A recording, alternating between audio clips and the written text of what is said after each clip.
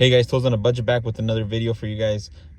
If you guys ever have an issue where you're trying to turn on your car and it's telling you key fob not detected or battery key fob low or something and it's not working, don't worry. All you need to do is grab your key fob, whatever car it might be, and instead of using your finger, step on the brake and use your actual key fob to turn it on.